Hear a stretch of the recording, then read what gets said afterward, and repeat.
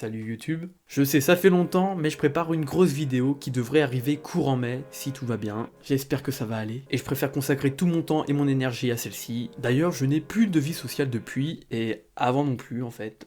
Enfin voilà, c'est pour ça qu'il n'y a pas eu de vidéo depuis un mois, mais je suis de retour.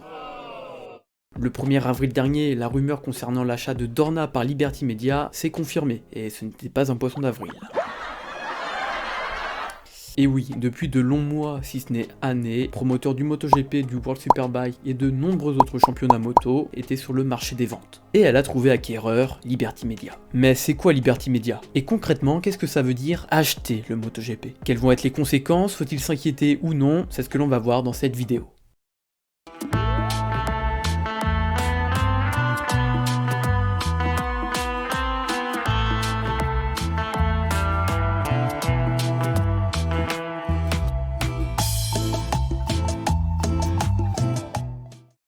Avant de parler de ce qui vous intéresse le plus, c'est-à-dire le côté économique, faites pas genre, je sais que vous avez envie de savoir combien ça coûtait tout ça, on va aborder comment fonctionne une entreprise. C'est un peu barbant, mais utile pour comprendre la situation actuelle du MotoGP. Et pas de soucis, on va survoler et vulgariser à fond. Certaines sociétés qui ont besoin de fonds font, décidément, appel à des actionnaires. Ces derniers vont donner de l'argent, en échange, ils vont pouvoir participer à la gestion de l'entreprise et recevoir des dividendes. Globalement, c'est ça. Maintenant qu'on est au taquet là-dessus, on va pouvoir entrer dans le vif du sujet. Actuellement, c'est Bridgepoint et CPP Investment, des groupes d'investissement, qui détiennent 71% de la Dorna. Les 29% restants appartiennent aux dirigeants de la société espagnole, dont 22 sont à mettre au crédit du PDG, Carmelo Ezpeleta. Voilà pour les bases. On l'a dit en intro, cela fait quelques temps que la Dorna est en vente, et cela peut expliquer pourquoi le MotoGP a tant évolué ces dernières années. Le but est de rendre le sport le plus attrayant pour qu'il cote le plus cher possible. Et pourquoi vendre alors? Eh bien pour faire évoluer le sport, tout simplement. Plusieurs acheteurs se sont présentés, comme Qatar Sport Investment, qui détient le Paris Saint-Germain, TKO propriétaire de la WWE et de l'UFC, ou encore Liberty Media, détenteur de la Formule 1. Rien que ça. Et c'est ce dernier qui l'emporte, malgré l'offre fort intéressante de 200 millions d'euros supplémentaires, faite par TKO. Ceci a été refusé car soi-disant, ils ne sont pas culturellement compatibles. C'est ainsi que Liberty Media a déboursé la somme de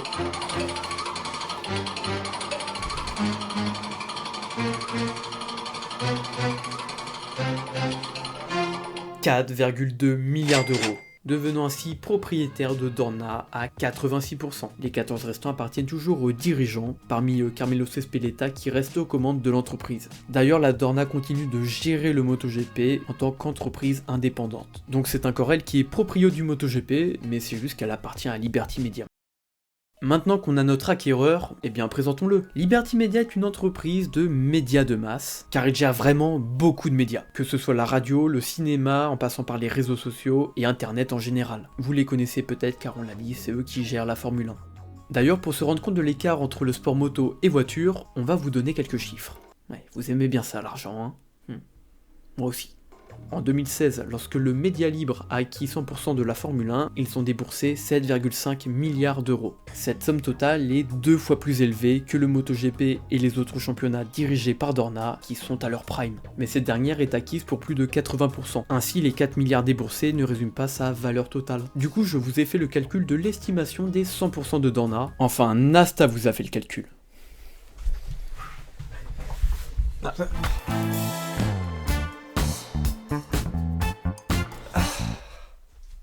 Alors pour faire simple, vu qu'en 2005-2006, 71% de Dorna a été acquis par Bridgepoint pour 500 millions d'euros, on vous explique pourquoi dans quelques minutes, cela signifie que 100% de la société a une valeur de 563 millions d'euros. Aujourd'hui, Liberty Media a déposé 4,2 milliards d'euros sur la table pour en acheter 86%. Par un rapide calcul, on obtient que la totalité de Dorna Sport vaut 4,9 milliards d'euros. Conclusion, en 19 ans, la valeur de Dorna a presque été multipliée par 9. C'est tout de même 5 fois moins élevé que la F1 qui vaudrait actuellement plus de 17 milliards de dollars.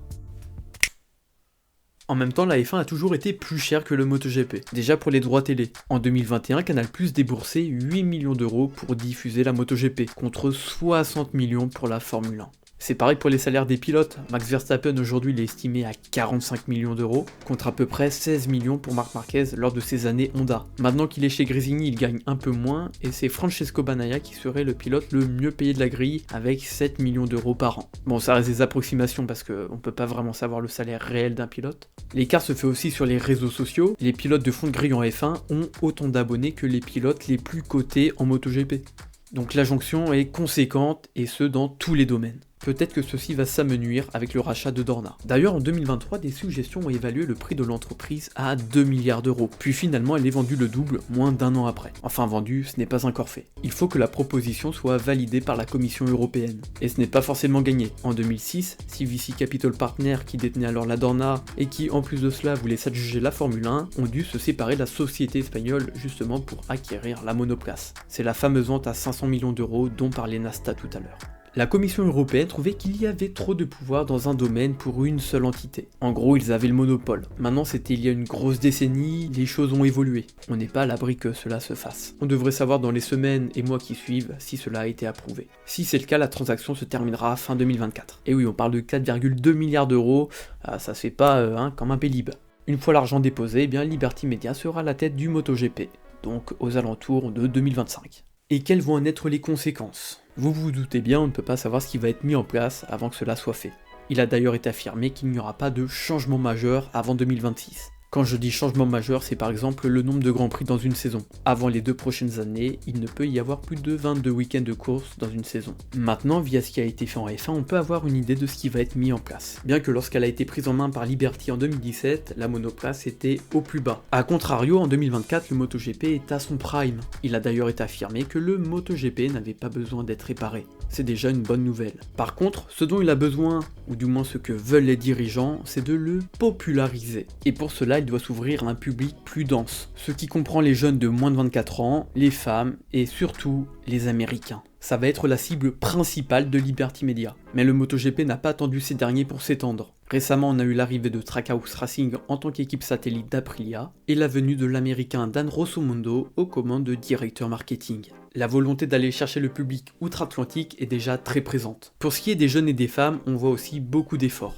avec des formats courts et verticaux sur les différents réseaux sociaux du MotoGP, ou bien des vidéos divertissantes explicites sur YouTube. Enfin, pas autant que les miennes. On a aussi les pilotes torse nu. Ender the Skin et les publications début 2023, l'adieu du stade, là, c'est pour quel public ? Ce qui a joué un grand rôle dans le développement de la Formule 1, c'est Drive to Survive. Souvent copié, jamais égalé, le MotoGP a essayé et c'est raté. La Dorna ne lâche pas le morceau et retente sa chance avec la série Heroes. Pas d'infos là-dessus, si ce n'est que ça parle du MotoGP. Bah ouais les gars, c'est logique aussi. A voir si cela voit le jour et si ça prend auprès d'un public plus large. En tout cas, si Liberty s'en mêle, nul doute qu'on devrait avoir des docu-séries intéressantes dans les années à venir.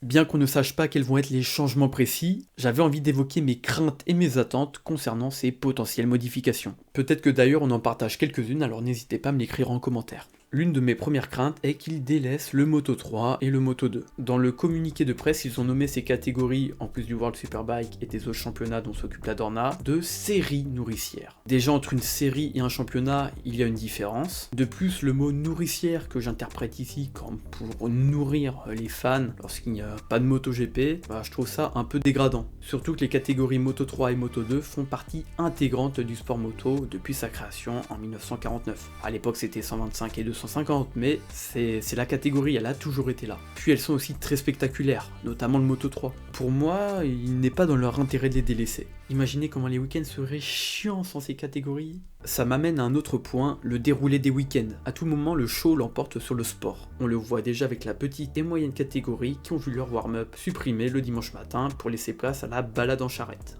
J'espère qu'on ne va pas voir des séances MotoGP délaissées pour ce genre d'événement. Et tant qu'on est dans le spectacle, je crains que certaines choses fassent très américaines. Ou c'est trop le show et que ça laisse peu de place au sport, et que ça en devienne presque ridicule. Après ça peut être sympa si c'est bien fait, élever les pilotes au rang de superstars, On va parler un peu argent maintenant. C'est vrai que j'ai une vraie crainte que les tarifs augmentent. Déjà que pour le Vidéopass, ça a bien pris. On est passé de 150 € à l'année 2023 à 200 en 2024. C'est quoi la prochaine étape? Un SMIC? Je n'ai pas envie que ça devienne un sport trop bling bling, du moins qu'il y paraisse, comme ce qu'on voit en Formule 1 avec le Grand Prix de Monaco. J'ai envie de voir des tribunes avec des gens qui ont des t-shirts Marquez, des casquettes Rossi, des drapeaux français floqués d'un numéro 5, des vrais fans quoi. Je veux voir des gens qui aiment ce sport, et pas des personnes avec des chemises qui sont là pour dire bah on est là. Bon, après, il y a des gens en chemise qui aiment ce sport.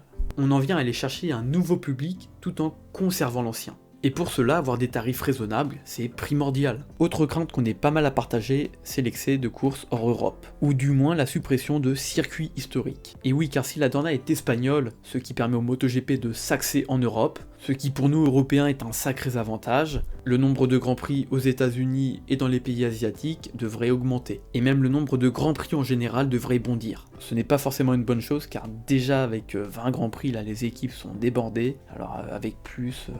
ça serait catastrophique. Même nous, en tant que fans, trop de MotoGP tue le MotoGP. Plus il y a de week-ends de course, plus il faut qu'on ait des week-ends disponibles. Et en vrai, ça commence à être chaud, hein. Faut doser. Et pour compenser une arrivée de nouveaux circuits, eh bien, il faut en supprimer d'autres. Et notamment, ceux en Europe. Vous allez me dire qu'en Espagne, il y a 4 Grands Prix, donc ils peuvent bien en supprimer 2 au moins. Mais avouez que si un circuit comme Jerez disparaît du calendrier du championnat du monde de moto, ça serait étrange. À chaque fois que le MotoGP se rend sur des circuits historiques comme Le Mans, le Mugello, ça me fait quelque chose. Il y a une sorte d'ambiance, une énergie générale, et j'apprécie vraiment regarder les courses avec cette sensation. J'espère donc qu'ils ne vont pas trop faire le ménage dans ce coin-là, mais c'est quasiment certain que des circuits vont sauter. Maintenant, on espère que Le Mans n'en fera pas partie. Imaginez le Grand Prix de France supprimé, mais je pleure. Après, pour se rassurer, c'était quand même le circuit le plus fréquenté la saison dernière, et à chaque fois, c'est un spectacle incroyable. S'il viendrait à disparaître, ça serait très surprenant. D'ailleurs, en parlant du Mans, ça se rapproche. Écrivez-moi en commentaire si vous y allez. Moi, évidemment, j'y vais. On se verra peut-être là-bas. Ou pas. C'est vous qui voyez, si vous voulez. Enfin, si vous me voyez, mes photos, un autographe. En tout cas, j'ai hâte. Là encore, la répartition des circuits, ça nous amène à ce point, garder la fanbase tout en l'élargissant. Si au moins chaque nationalité a son Grand Prix, quitte à aller dans 20 pays différents, allons-y. Honnêtement, que le GP soit en Amérique, en Espagne, en Inde, je regarde, je me dis pas, non, c'est encore en Espagne quoi. Moi, ce qui m'importe, c'est de me dire, j'ai mon Grand Prix national, je peux aller voir une course MotoGP, pas très loin de chez moi, finalement, c'est le plus important. On a tendance à dire que le MotoGP ressemble de plus en plus à la Formule 1, de par sa forte présence aérodynamique, et là est l'une de mes craintes, c'est que le MotoGP devienne vraiment comme la Formule 1. Bah oui, puisqu'ils vont être gérés par la même société, le risque de faire des similitudes est assez élevé. Et quand je dis ça, je parle de direction artistique, donc par exemple les publications sur les réseaux sociaux ou les graphismes à l'écran, que finalement les deux sports se ressemblent réellement et qu'il y ait une perte d'identité. Surtout qu'on en reparlera après, mais celle du MotoGP qu'il y a actuellement, j'aime beaucoup. Enfin bref, peur que la MotoGP devienne de la F1 sur 2 roues, littéralement. L'une des appréhensions collectives est l'arrivée d'un nouveau public. Alors je peux comprendre car c'est potentiellement des nouvelles personnes qui vont donner leur avis sur quelque chose dont elles n'ont pas connaissance, mais finalement nous quand on parle MotoGP, on n'est pas dans le milieu, on n'en sait pas plus que ceux qui y travaillent réellement, et pourtant on donne quand même notre avis. Puis des gens qui découvrent le MotoGP, mais il y en a sûrement tous les jours. Après, l'un des gros points noirs, ça serait par exemple le Grand Prix de France. Déjà que chaque année c'est blindé, mais là, s'il y a l'arrivée d'un public en masse, c'est terminé, je vous le dis. Pour rappel, l'an dernier, on a eu le record de fréquentation sur un circuit de toute l'histoire des Grands Prix moto. Est-ce qu'on va pouvoir battre ce record dans 2 semaines? En vrai, pourquoi pas? Faites-moi votre pronostic en commentaire. Après, s'il y a trop de monde, faudrait un 2e Grand Prix en France. Oh la bonne idée! Oh oui! Oh. Bon, on s'éparpille.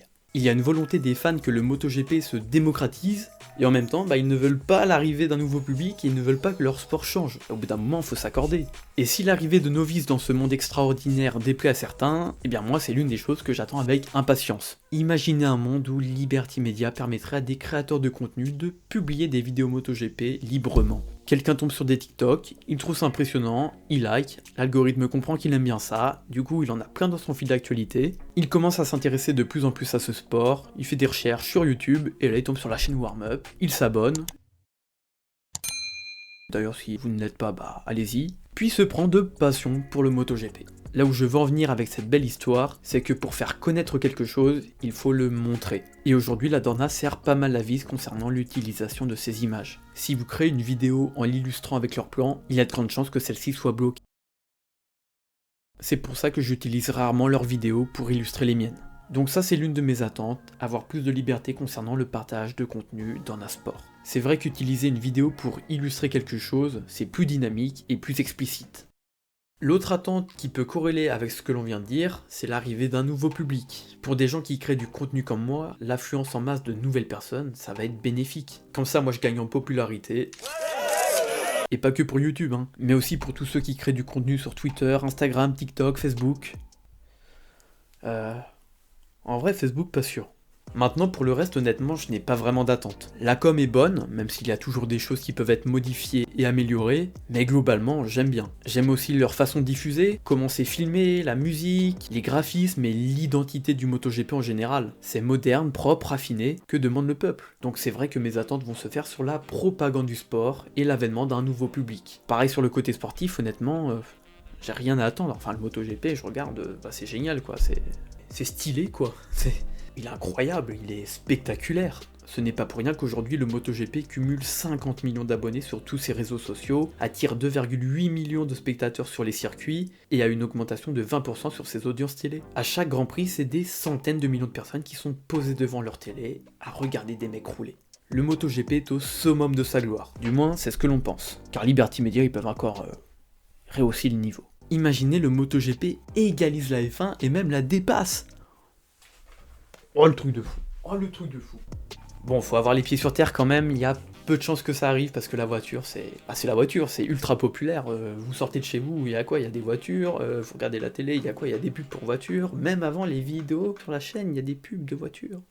Et on n'est même pas rémunéré.